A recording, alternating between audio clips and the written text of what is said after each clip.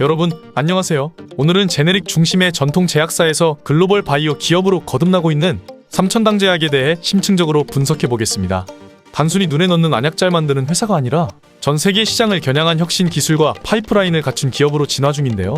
과연 어떤 기술과 전략으로 승부를 보고 있는지, 투자자 관점에서 주목해야 할 포인트는 무엇인지 하나하나 짚어보겠습니다. 삼천당 제약은 오랜 기간 국내 제네릭 시장에 집중해왔습니다. 그러나 최근 몇 년간 사업 구조를 재편하면서 바이오, 시밀러와 신약 그리고 플랫폼 기술에 이르기까지 사업 영역을 대폭 확장하고 있습니다. 특히 안과용제 부문은 삼천당 제약의 주력 사업으로 2023년 기준 전체 매출의 약 56.92%를 차지했습니다. 삼천당 제약은 이 부문을 더욱 전문화하기 위해 안과용제 전문 자회사 옵투스 제약을 운영하고 있습니다. 이런 구조는 회사가 특정 치료 영역에 전문성을 집중할 수 있는 기반이 됩니다. 매출 흐름을 살펴보면 2021년 1672억 원, 2022년 1773억 원, 2023년 1926억 원으로 꾸준한 상승세를 보이고 있으며 2024년에는 드디어 2000억 원을 돌파할 것으로 전망되고 있습니다. 하지만 동시에 R&D 투자도 증가하면서 영업이익은 다소 감소세에 있습니다. 이는 중장기적인 성장 기반을 마련하기 위한 전략적인 투자로 해석할 수 있습니다. 자, 이제 삼천당 제약이 진짜 글로벌로 가기 위해 어떤 무기를 준비하고 있는지 살펴볼 차례입니다. 삼천당 제약의 가장 주목할 파이프라인 중 하나는 황반변성 치료제 아일리아의 바이오시밀러인 SCD-411입니다. 여기서 잠깐, 아일리아는 어떤 약일까요? 아일리아는 미국 리제네론이 개발한 항혈관 내피 성장인자 치료제로 습성 연령 관련 황반변성이나 당뇨병성 황반부종 등 눈속 혈관의 이상 성장으로 인해 시력이 손상되는 질환에 사용됩니다. VEGF는 비정상적인 신생혈관을 자극하는 단백질인데, 아일리아는 이 VEGF의 작용을 차단해 비정상적인 혈관 생성을 억제함으로써 시력을 보호하고 질병의 진행을 늦춥니다. 이처럼 아일리아는 고령화와 당뇨병 환자 증가에 따라 수요가 급증하고 있으며 2023년 기준 글로벌 매출이 약 12조 원에 달하는 블록버스터 의약품으로 자리 잡았습니다. 특히 아일리아의 주요 특허는 이미 글로벌 시장에서 순차적으로 만료되고 있습니다. 미국에서는 아플리버셉트의 조성물 특허가 2023년 5월에 만료되었고, 유럽은 2025년까지, 일본은 2022년에 대부분의 주요 특허가 종료되었습니다. 이는 아일리아가 차지하고 있는 막대한 시장에 바이오시밀러 제품이 본격적으로 진입할 수 있다는 것을 의미합니다. 따라서 SCD-411은 삼천당 제약이 글로벌 바이오 기업으로 도약하기 위해 반드시 성공시켜야 할 핵심 파이프라인이라 할 수 있습니다. SCD-411은 2018년 개발을 시작하여 2023년 11월 식품의약품안전처에 국내 품목 허가를 신청했고, 이미 일본을 비롯해 독일과 스페인, 이탈리아, 스위스, 오스트리아 등 유럽 5개국과 캐나다에 품목 허가를 제출한 상태입니다. 이처럼 삼천당 제약은 글로벌 다국가 동시 진입 전략을 통해 시장 선점을 노리고 있습니다. 더 나아가 독일계 글로벌 제약사 프레제니우스 카비와 기술 이전 계약을 체결하면서 미국과 브라질, 아르헨티나, 칠레, 파라과이, 콜롬비아, 멕시코 등 남미 시장에 독점적인 상업화 권리를 부여했습니다. 이 계약을 통해 기술료 수익과 성급금 유입이 기대되고 있습니다. 2025년부터는 저용량 제품의 상업화가 본격화될 예정이며, 고용량 제형은 2028년 허가 취득을 목표로 하고 있습니다. 후발주자로서 삼성바이오에피스, 셀트리온과의 경쟁을 피할 수는 없지만 차별화된 시장 진입 전략과 기술 기반이 주목할 만합니다. 삼천당 제약의 또 다른 핵심 무기는 바로 S패스 플랫폼 기술입니다. 2013년부터 100억 원 이상을 투입해 자체 개발한 이 기술은 주사제로만 투여 가능했던 바이오 의약품을 경구용 제형으로 전환할 수 있게 해주는 혁신적인 플랫폼입니다. 핵심 원리는 단백질 수용체를 활용하여 약물이 상부위 장관을 통과하는 동안 흡수 효율을 극대화하는 것입니다.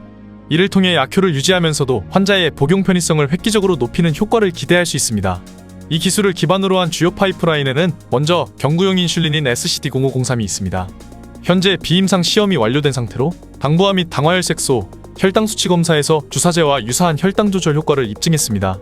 2025년 상용화를 목표로 개발이 추진되고 있습니다. 다음은 GLP-1 기반 비만 및 당뇨 치료제인 SCD-0506입니다. 현재 임상 1상이 진행 중이며, 비임상 결과에서는 기존 주사제보다 약 10% 우수한 체중 감소 효과가 확인되었습니다. 경구제형이라는 특성이 더해진다면 시장 내에서 강력한 경쟁력을 확보할 수 있을 것으로 보입니다. 그리고 경구용 세마글루타이드 제네릭도 주목됩니다.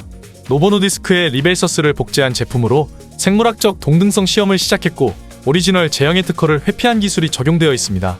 2026년 출시를 목표로 하고 있으며, 미국과 일본 제약사와의 독점 판매 계약도 체결된 상태입니다. S패스 기술은 이처럼 치료제 분야에서만 머무르지 않습니다. 삼천당 제약은 이를 응용해 경구용 백신 개발에도 도전한 바 있습니다. 기존 주사형 백신이 가진 접종 편의성의 한계를 극복하고 알약 형태로 백신을 제공함으로써 환자 중심의 투여 방식 개선을 시도한 것입니다. 당시 개발되었던 백신 파이프라인으로는 독감 백신 SCD-10V, 코로나19 백신 SCD-201V, 자궁경부암 백신 SCD-301V가 있으며 모두 비임상 단계에서 연구가 진행되었습니다. 삼천당제약은 2025년 이내 일부 제품의 긴급 사용 승인을 목표로 개발을 추진했으며 특히 주사를 꺼리는 소아와 고령층, 만성질환자들을 위한 대안으로 주목받았습니다. 다만 이들 백신 파이프라인은 코로나 팬데믹 당시 높은 관심을 받으며 개발이 진행되었으나 최근에는 뚜렷한 임상진전이나 새로운 개발 현황이 공개되지 않고 있는 상태입니다. 이에 따라 경구용 백신 개발이 중장기적으로 이어질지는 아직 불확실합니다. 이처럼 S패스는 삼천당제약의 기술 차별화를 이끄는 핵심 동력으로 치료제에서부터 백신까지 폭넓은 응용 가능성을 보여주며 회사의 미래 비전을 뒷받침하고 있습니다. 삼천당제약은 전인석 대표이사 체제 이후 R&D 집중과 글로벌 시장 진출을 본격화하고 있습니다. 하지만 이러한 전략이 순탄한 것만은 아닙니다. 글로벌 시장에는 이미 강력한 경쟁자들이 포진해 있기 때문이죠. 예를 들어 아일리아 바이오시밀러 시장에서는 셀트리온과 삼성바이오 에피스가 이미 국내외에서 먼저 시장에 진입해 있는 상태입니다. 이들은 대규모 생산 능력과 글로벌 판매 네트워크, FDA 및 EMA 경험 등에서 우위를 점하고 있어 삼천당제약 입장에서는 후발주자로서의 한계를 분명히 마주하고 있는 상황입니다. 특히 글로벌 시장에서는 선점 효과와 신뢰도가 중요한데 이런 측면에서도 도전 과제가 큽니다. 또한 경구용 GLP-1 비만 치료제 부문에서는 노보노디스크의 리벨서스 등 글로벌 메이저 제약사들이 시장을 장악하고 있습니다.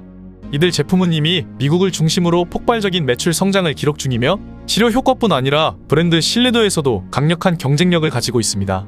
삼천당제약은 아직 임상 초기 단계이기 때문에 이들과 직접 경쟁하기보다는 틈새 시장 공략이 현실적인 전략으로 보입니다. 이러한 시장 상황을 잘 파악하고 있는 것일까요? 삼천당제약은 경쟁하지 않고 차별화하는 전략을 선택했습니다. 특히 S패스 플랫폼 기술을 활용한 독창적인 제형 개발을 통해 기존 주사제를 경구제로 전환하는 차별화된 방향을 제시하고 있으며 이는 경쟁사들과는 전혀 다른 접근법입니다. 또한 오리지널 의약품의 특허를 회피해 조기 시장 진입이 가능한 전략적 기술 설계, 그리고 글로벌 제약사들과의 기술 이전 및 독점 판매 계약 체결을 통해 수익 구조를 다변화하고 있습니다. 현재 삼천당제약은 글로벌 기술 이전 계약을 통해 받은 약 500억 원 규모의 기술료를 아직 손익에 반영하지 않고 부채로 처리하고 있습니다. 이는 회계기준상 기술 이전 계약에서 정한 의무 이행이 완료되어야만 수익으로 인식할 수 있기 때문인데요. 향후 계약 이행이 본격화되면 이 기술료는 순차적으로 실적에 반영될 가능성이 높습니다. 투자자 입장에서는 숨겨진 실적 모멘텀으로 해석할 수 있는 부분이며 시장에서도 이러한 가능성을 선반영해 주가에 반영하고 있는 모습입니다. 삼천당제약은 제네릭 기업에서 시작해 이제는 바이오시밀러와 경구용 바이오 신약, 그리고 백신까지 아우르는 종합 바이오 기업으로 진화하고 있습니다. 그 중심에는 안과영제라는 안정적인 기반과 S패스라는 독자 플랫폼 기술이 있죠. 눈에 넣는 치료제에서 입으로 삼키는 치료제로 삼천당제약이 추구하는 미래는 확실히 다릅니다. 국내를 넘어 글로벌 시장에서 존재감을 넓히고 있는 이 기업, 투자자로서 충분히 눈여겨볼 가치가 있지 않을까요? 혹시 더 궁금하신 기업이나 알아보고 싶은 파이프라인이 있으시다면 댓글로 편하게 남겨주세요. 오늘 영상이 유익하셨다면 구독과 좋아요, 알림 설정까지 꼭 부탁드립니다. 다음에도 흥미롭고 알찬 제약 바이오 소식으로 여러분을 찾아뵙겠습니다. 끝까지 시청해주셔서 감사합니다.